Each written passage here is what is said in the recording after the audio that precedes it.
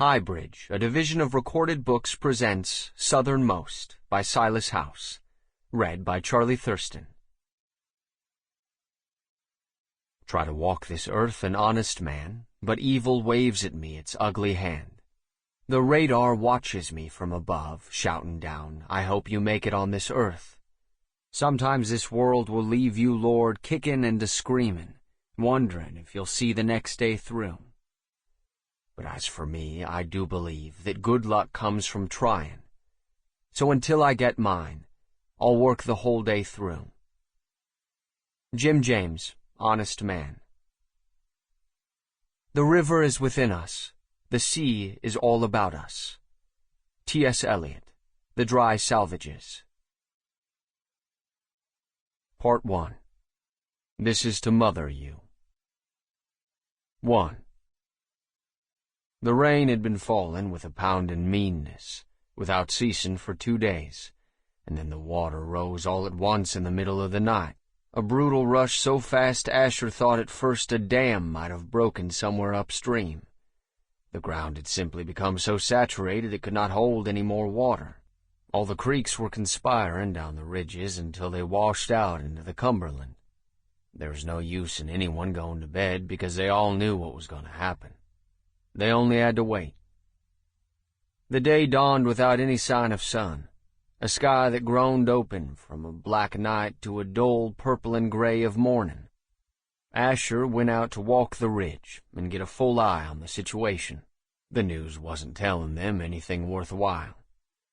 He could hear the flood before he reached the top of the ridge. There he saw the massively swollen river supping at the edges of the lower fields, 10 feet above its own banks, a foamy broth climbing so steadily he could actually see its ascent, and then he knew he had to go get Zelda. They had all thought the last flood was as bad as things could get, but the water hadn't risen half this quickly. He maneuvered his jeep across 2 bridges whose undersides were being caressed by the river, and by the time he got to her house the water was nipping at her porch. He had to park on the rise at the top of her driveway and wade into waist-deep water that took his breath with its iciness. Zelda stood on the porch like a statue of an old woman, clutching a stack of picture albums. That was all she had grabbed. "Come on!" Asher hollered. The river raged so loudly he wasn't sure if she could hear him, and she made no motion to acknowledge she had. But then Zelda took a step forward and froze. He could see she was terrified. Zelda had been on this very porch the first time he had ever met her. She had risen from her chair to embrace him, holding him the way his own mother never had. Another memory, too. They had gone wading in the Cumberland on the hottest day of the year. "You're like a son to me," she had said, gathering her yellow dress tail in one hand so it wouldn't get wet. And he had realized then that had been one of the main reasons he had married Lydia. To have a mother. To have arms around him to let him know he mattered. The muck sucked at Asher's legs as he offered his hand to help Zelda off the porch. He fought with his feet to keep from going any deeper. Finally she reached out, resigned to silence because of the swollen river's roar. He pulled her toward him and latched his arm around her waist as they made their way back up to the rise where he had left the jeep. Her body was hot and doughy to his touch. She sank in the mud, and he had to pull her along and then carry her in some places. Butterscotch-colored water frothed around their legs, filled with tree limbs and garbage and all manner of debris they had to dodge. He helped her up into the vehicle, and her fingers trembled in his grip. Still the rain was falling in a torrent, washing across his windshield in a violence of nature he had never before witnessed. He had never seen it rain so hard, ever, and certainly not for this long. Asher knew he shouldn't drive through the water overtaking the first bridge, but they made it. The vehicle coughed up the hill, the engine choked with river, but managed to recover just before it sputtered out. By the time they reached the second bridge, it had disappeared beneath a pasture that had become a lake. Asher knew the land well, so he switched back around and pulled onto the railroad tracks where they racketed along, the Jeep shaking like it might fall apart, Zelda letting out little yelps every once in a while, until they had reached the road to his house. The whole valley was underwater. From where they drove along the ridgeline, they could look down and see it all spread out before them like the end of time had come to Cumberland Valley. They watched a trailer home being swept away, the roof of a house, a pickup truck, cows struggling to stay afloat. "Oh no, Asher," Zelda said at that, as if he might be able to dive in and help the cattle to find higher ground, but they both knew there was nothing to be done. So many trees, all with the lush full leaves of late June. Chickens sitting in a calm line down the length of a white church steeple. It must have been swept from far up the river, as it wasn't familiar to him. He knew by heart the looks of every church nearby. Asher saw the brick walls of a house collapse, and then the roof was swept down the widening Cumberland while two men stood on the hill watching. He knew the house had only recently been built by a songwriter from Nashville. He hadn't lived in there more than a couple months, and now the house was altogether gone. Asher kept driving. He had to get back to make sure their house was still high above the water line, to see that Justin was all right. And there he was, waiting right on the porch for them. Justin leaned against the banister with his arms crossed, still miffed because Asher had not let him go along, not knowing how dangerous the roads would be. He was 8, but small for his age, and more like an old man in his bearing and thinking. Just as they pulled in, Lydia stepped out of the front door as if she had been watching at the window, and went to put her arm around Justin's neck, but he scrambled away from her, running out to greet his granny. Theirs was one of the lucky houses, situated on the ridge where the water couldn't reach them, although the river was far too close to put Asher at ease. The last flood had destroyed so much, but it had not threatened them.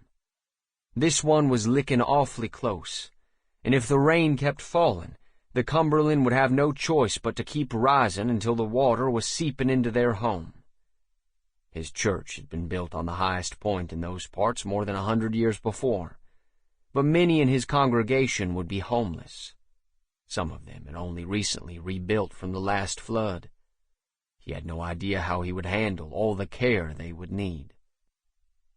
Throughout the day, Zelda and Lydia watched the useless television news while Asher and Justin watched the river rise, watched the rain fall. Justin would not leave his side. "Are we going to be okay?" he asked, his green eyes latched on to Asher's green eyes. "Yes, buddy," Asher said, his hand capped over his son's head. "Don't you worry." But Asher was worried. Even worse than the rising water, even worse than the fact that they had not heard one siren or seen one helicopter or any sign of help from the government. They were alone out here then, he realized, until the storm was over. Help from the law always came after it was needed. Even worse than when the electricity blinked out of being. Even worse than Lydia doing nothing but praying in the shadowy cave of her room. Was it they couldn't find Roscoe anywhere? Asher stood in the doorway until Lydia said her quiet amen, then told her he was going out to look for the dog again. Although it was early afternoon, her room was very dark. She hadn't opened the curtains. He could barely see her as she knelt beside the bed. Just when he was about to say that he was leaving, he could make out that she had extended her hand toward him. "Won't you come here and pray with me?" she said. He stepped into the shadows with hesitation. He wanted to tell her that faith without works is dead, that God doesn't hear those kinds of prayers. He knelt beside her at the bed, and felt foolish in doing so. She had already bowed her head, but now she lay her hand palm up atop of the bedspread. When he didn't respond right away, she turned to look at him. "What is it?" she whispered. He intertwined his fingers with hers and bowed his head. She followed suit. the words trembling quietly on her lips. "Lord, we come to you to ask that you help our little dog." In their tradition, he was expected to say his own prayer aloud as well, their words mingling into a sort of woven chant. But he didn't pray aloud. He kept his head bowed and felt her sweaty hand in his own. And all while she pleaded with God, he could think only, "Please, please, please." That was the only kind of invocation he possessed now. He imagined the worst possibilities. Roscoe being swept away in the flood, his little front legs paddling furiously to stay afloat. Even worse, Roscoe washed ashore somewhere, drowned, no more. This was one reason prayer was so hard for him these days. Stillness was a danger for him, causing his mind to conjure the worst scenarios and dreads. He listened to her. "We know you can do all things, Heavenly Father. We believe that you know all and see all," and wanted to believe that this might have some impact on them finding the dog, but he didn't think it would. Not anymore. The way they thought of God and prayer and worship was so different now that it might as well have been a wide river between them, further widened by floodwaters. Asher remained patient throughout her long prayer, but as soon as she finished, he let go of her hand and bolted from the room and went outside. He roamed back and forth beneath the cover of the porch, hands cupped around his mouth, hollering the little dog's name again and again. He kept expecting Roscoe to race into the yard, zigzagging around the 3 dogwoods in his showing-off way, and then skip up the steps and wind his wet body between Asher's legs, jumping up to lick Justin on the mouth. But he did not come. He probably got turned around because of the water being over his path, Asher said to Justin when he came out. They both knew of Roscoe's love for wading in the shoals in the mornings, rain or not. Asher found himself lying to his son again, something he had promised himself he would never do. He's smart.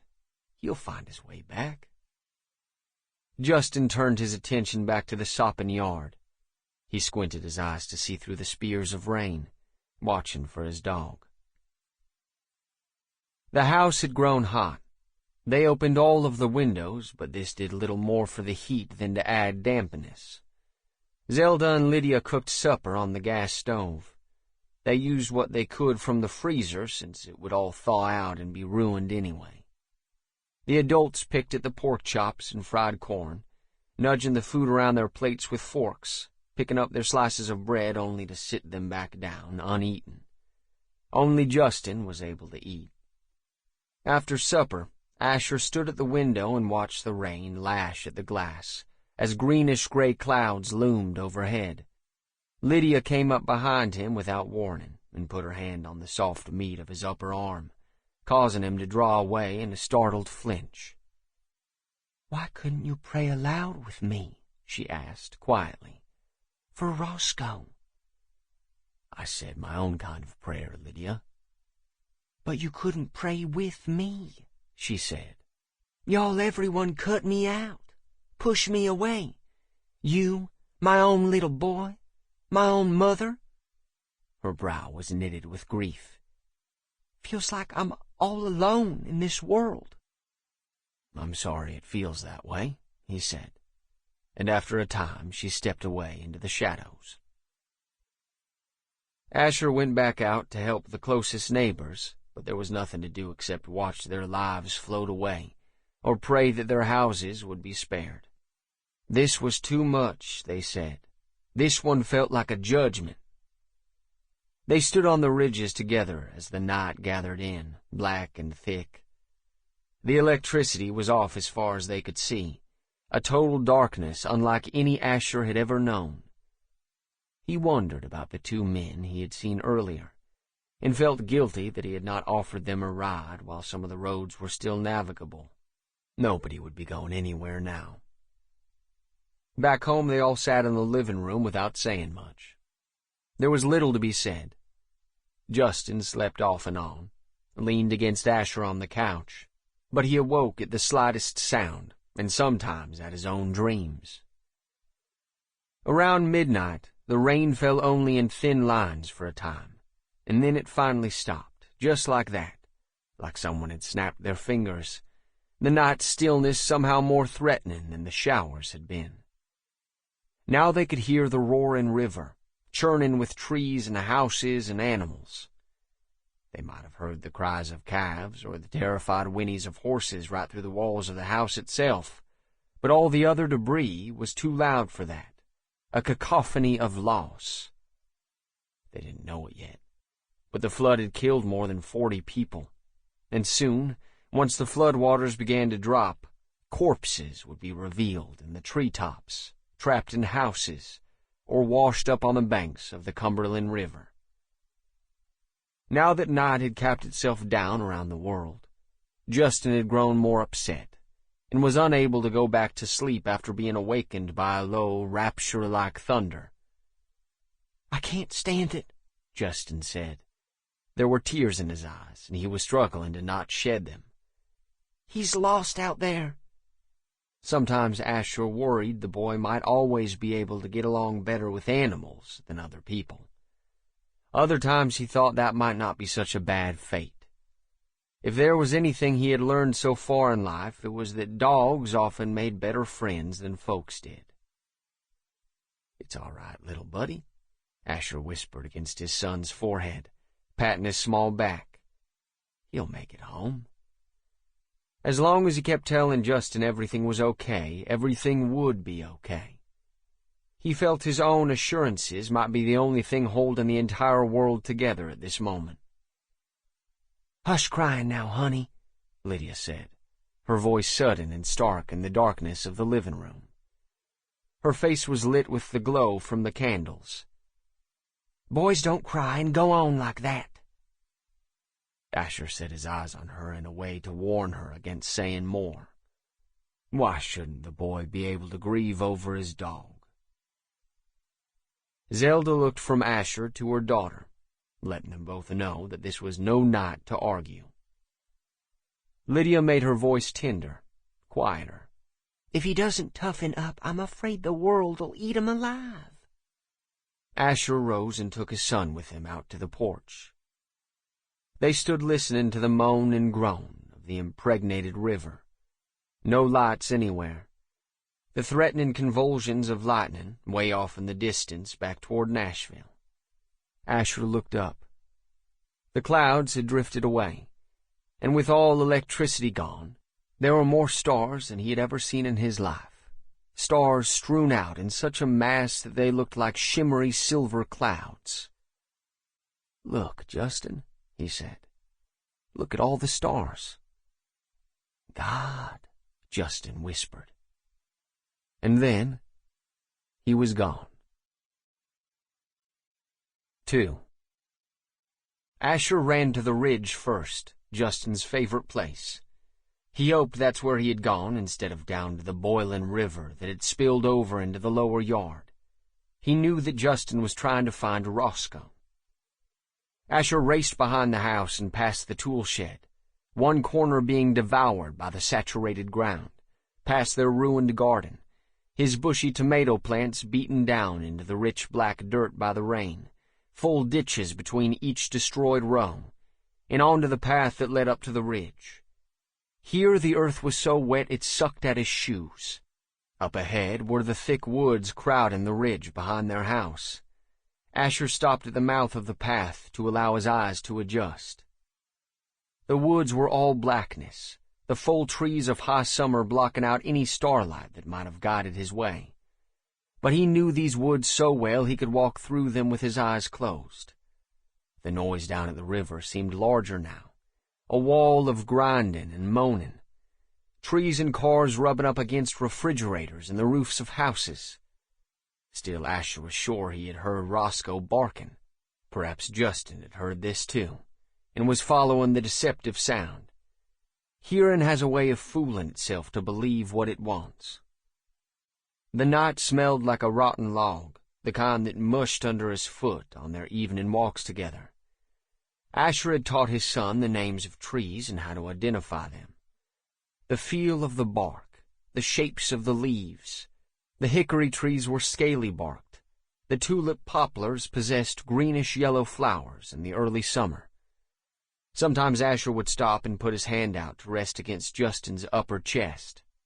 "Hush, listen," Asher would say dramatically, trying to drill into Justin's head the importance of this world up on the ridge. Then he'd tell Justin that birdie, birdie, birdie call was a redbird's. "Remember that song now," he'd say. And the little boy would eat it all up, big-eyed and open-hearted. Those days wouldn't last forever. He thought of the way Justin carefully tucked feathers or bits of quartz or buckeyes into his nature collection when they found them, and then hid them in his Prince Albert cigar box when they returned home. Asher hollered his name over and over. He couldn't see much except the black silhouettes of the trees closest to him.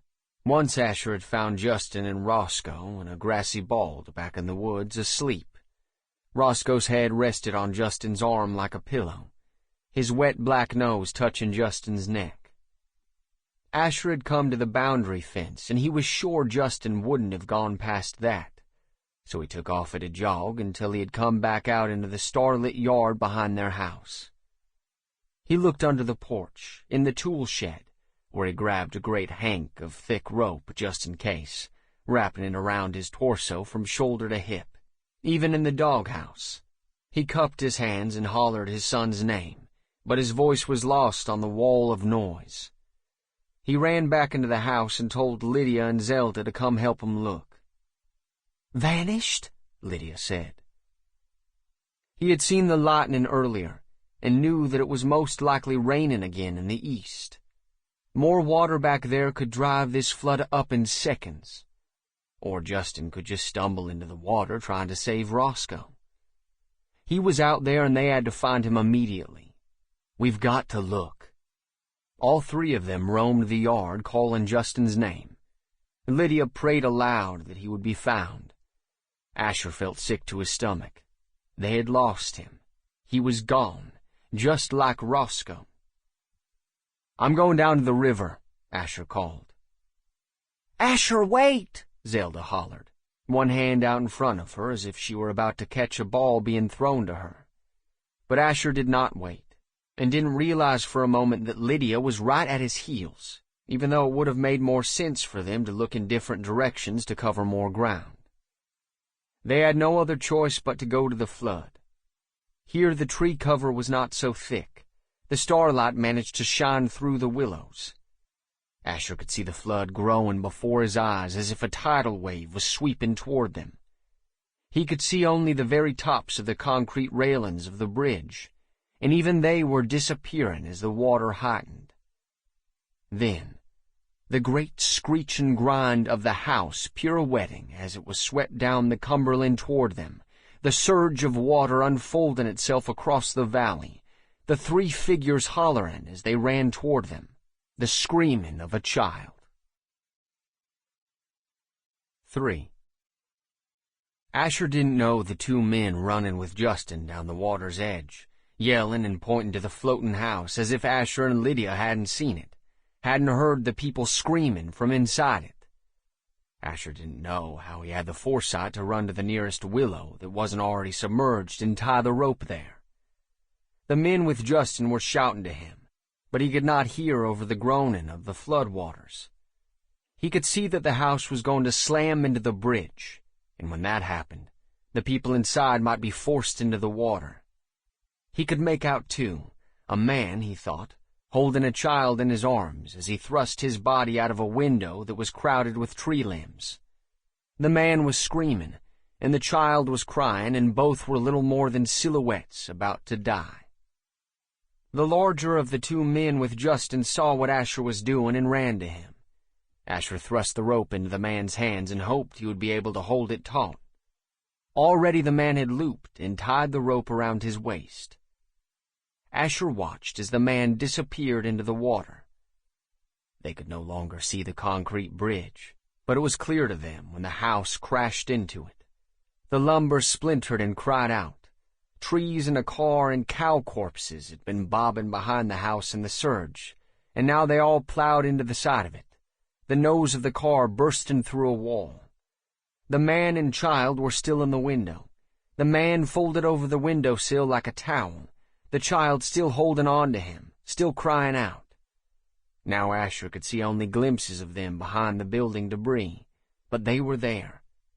He did not think to pray, and later he would remember this with guilt. The roped man had disappeared. Then there was a jolt on the rope, like a monstrous catfish at the end of a fishing line, and the man was crawling along the top of the overturned car, hurrying but also careful in where he stepped across the underbelly of the vehicle.